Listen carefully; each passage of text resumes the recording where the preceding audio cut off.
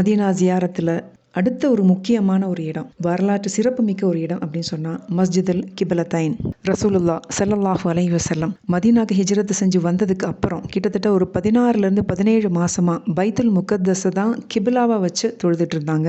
இன்றைய பாலஸ்தீனில் இருக்கிற அல் அக்ஸான்னு சொல்லப்படுற இந்த ஒரு மஸ்ஜிதுக்கு தான் பைத்துல் முகத்தஸ் அப்படிங்கிற இன்னொரு பேர் இருக்கு. ஆதம் நபி காலத்திலேயே கௌபா இருந்த இடத்திலேயே ஒரு இறை இல்லம் இருந்திருக்கு. ஆதம் அலைஹிஸ்ஸலாம் இன்னும் அவங்களோட சந்ததிகள் அத்தனை பேரும் கௌபாவை நோக்கி தொழுதிருக்கிறாங்க, தவாஃப் செஞ்சிருக்கிறாங்க. ஆனால் நூஹ் நபி காலத்தில் வந்து அந்த வெள்ள பிரளயத்துக்கு அப்புறம் இந்த இறை இல்லம் வந்து சேதம் அடைஞ்சிருச்சு. அதுக்கப்புறம் வந்த இப்ராஹிம் நபி அண்ட் இஸ்மாயில் நபி இவங்க 2 பேர் காலத்தில் தான் அல்லாஹுவின் கட்டளைப்படி மறுபடியும் இந்த இறை இல்லம் வந்து புதுப்பிக்கப்பட்டு புனரமைக்கப்படுது. அதுக்கப்புறம் தான் இந்த பனு இஸ்ராயில் அப்படிங்கிற அந்த சந்ததிகள் ஆரம்பிக்குது. அதுக்கப்புறம் வந்து நபிமார்கள் எல்லாருமே பைத்துல் முகத்தஸை தான் கிபிலாவா வச்சு தொழுதுட்டு இருந்திருக்காங்க, நம்ம நபி ஸல்லல்லாஹு அலைஹி வஸல்லம் காலம் வரைக்கும். பட் அல்லாஹுடைய தூதருக்கோ ஆதம் அலைஹிஸ்ஸலாமோட கிபிலா எதுவாக இருந்ததோ, இப்ராஹிம் அலைஹிஸ்ஸலாமோட கிபிலா எதுவாக இருந்ததோ அதுவே கிபிலாவாக ஆக்கி தொழணும் அப்படிங்கிற ஆசை நம்ம ரசூலுல்லாவுக்கும் இருந்தது. ஒரு தடவை இந்த மஸ்ஜிதில் லுஹர் இல்லைன்னா அசர், இந்த 2 தொழுகையில் ஏதோ ஒரு தொழுகை தான் தொழுதுட்டு இருக்கும்போது கிபிலாவை சேஞ்ச் பண்ணக்கூடிய இந்த கட்டளை இறைவன்கிட்ட இருந்து வருது. சூரா அல் பக்ரால ஆயத்து 144 145 இந்த 2 ஆயத்துக்களும் அல்லாஹுவின் புறத்திலிருந்து கிபிலா மாற்றத்திற்காக இறக்கப்பட்ட கட்டளை இது. நபியே, நீர் உம் முகத்தை மஸ்ஜித் ஹரம் நோக்கி திருப்புவீராக அப்படிங்கிற அந்த கட்டளை இறக்கப்பட்டதும் 4 ரக்காயத்தை தொழுதுட்டு இருக்கிறாங்க. ஃபர்ஸ்ட் 2 ரக்காயத்தை இந்த பைத்துல் முகத்தஸ் அதாவது அல் அக்ஸா இருக்கிற அந்த டைரக்ஷனை நோக்கி தொழுதுருக்குறாங்க. இந்த கட்டளை வந்ததுக்கு அப்புறம் மிச்சம் இருக்கிற 2 ரக்காயத்தை அப்படியே அவங்களுடைய திசையை மாற்றி மக்காவில் இருக்கிற இந்த ஹரம் ஷெரீஃபை நோக்கி தொழ ஆரம்பிச்சிருக்கிறாங்க. ஸோ கிபிலா அப்படிங்கிற இந்த அரபி வார்த்தைக்கு டைரக்ஷன், அதாவது நம்ம தொழுகிற திசையை குறிக்கும். அதாவது இந்த மஸ்ஜிதில் 2 மிஹ்ராப் இருந்தது. மிஹ்ராப் அப்படின்னா கிபிலாவை குறிப்பதற்காக, அதாவது தொழுகை டைரக்ஷனை குறிப்பதற்காக பள்ளிவாசலோட அந்த சுவரில் கட்டப்பட்டிருக்கிற ஒரு கர்வ் ஷேப்பில் இருக்கிற ஒரு அமைப்புக்கு பேர் தான் மிஹ்ராப்.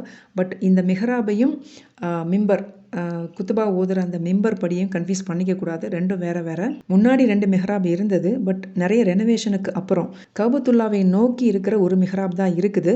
பழைய மிஹ்ராப் அதாவது பைத்துல் முகத்தஸை நோக்கி தொழுத அந்த ஒரு மிஹ்ராப் வந்து இருந்த ஒரு அடையாளம் இன்னும் இருக்குது, அதை அவங்க மெயின்டைன் பண்ணுறாங்க. பைத்துல் முகத்தஸில் இருந்து கஅபத்துல்லாவுக்கு திசை மாற்றப்பட்ட உடனே சில சஹாபாக்களுக்கு சந்தேகம் வருது. அப்போ எங்களுடைய முன்னோர்கள் இத்தனை நாளாக பைத்துல் முகத்தஸை நோக்கி தொழுதாங்களே, அவங்களுடைய தொழுகையெல்லாம் வீணாக இருக்குமோ அப்படிங்கிற ஒரு சந்தேகம் வருது. அல்லாஹுவின் புறத்திலிருந்து அடுத்த ஆயத்து இறங்குது. அல்லாஹ் உங்களுடைய ஈமானை வீணாக்குவதில்லை, அல்லாஹு கருணை உள்ளவன் அப்படிங்கிற அந்த ஆயத்து இறங்குது. இந்த இடத்துல ஈமான் அப்படிங்கிறது வந்து உங்களுடைய தொழுகை, உங்களுடைய முன்னோர்கள் தொழுத தொழுகை, இது எதுவுமே வீணாகாது அப்படிங்கிற அந்த ஒரு ஆயத்து இறக்கப்படுது.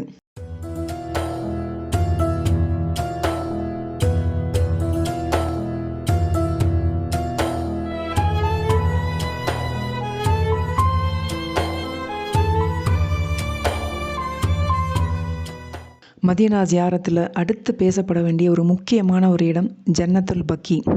மதீனாவில் மஸ்ஜித் நபவிக்கு பக்கத்திலே இருக்கிற ஒரு மிகப்பெரிய அடக்கத்தலம். கிட்டத்தட்ட 10,000 சஹாபாக்கள் இங்கே அடங்கியிருக்கிறாங்க. ஹஜ்லேயோ இல்லை உம்ராலேயோ மதீனாவில் மௌத்தாகிற ஹாஜீஸ் எல்லாருமே இங்கே தான் அடக்கம் செய்யப்படுவாங்க. பெண்களுக்கு இதுக்குள்ள அனுமதி இல்லை. பெண்கள் வெளியிலிருந்து ஒரு பார்க்குற இடத்துல இருந்து நம்ம ஜன்னத்துல் பக்கியை வந்து பார்க்க முடியும். ஆண்களுக்கு மட்டும்தான் உள்ள அலவுடு. அதுவும் சில நேரங்களில் மட்டும்தான் அனுமதி இருக்குது. அதாவது ஃபஜருக்கு அப்புறம் அசருக்கு அப்புறம் இந்த 2 நேரங்களில் மட்டும்தான் ஆண்களுமே அனுமதிக்கப்படுறாங்க.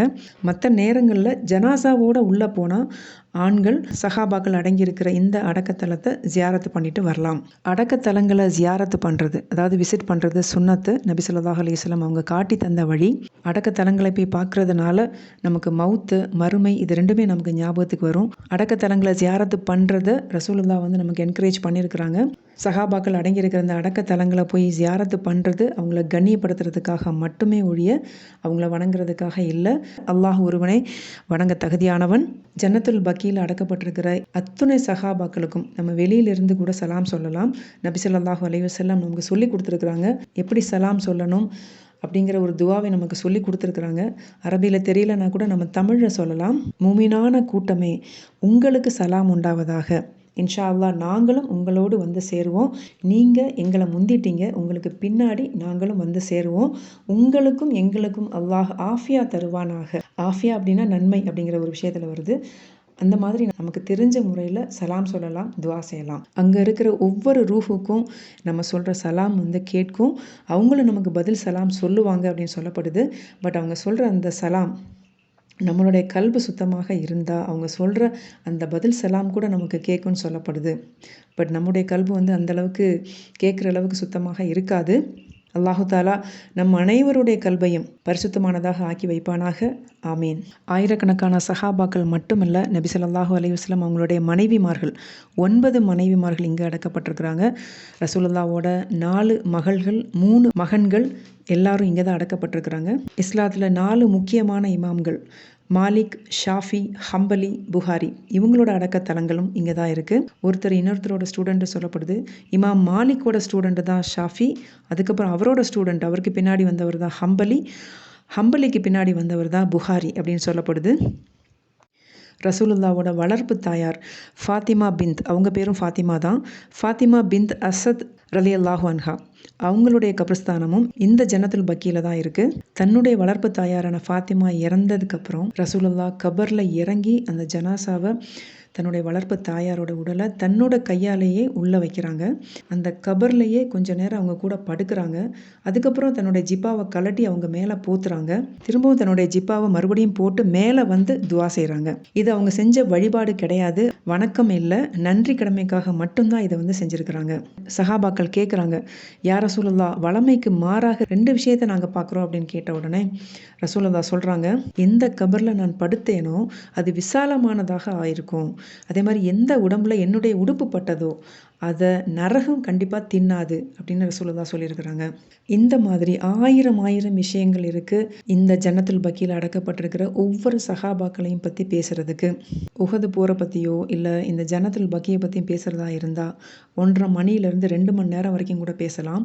அது எல்லாத்தையும் சுருக்கி ஜஸ்ட் ஒரு 2 to 3 மினிட்ஸில் தான் நான் உங்களுக்கு வந்து ஷார்ட்டாக கொடுத்துருக்குறேன்.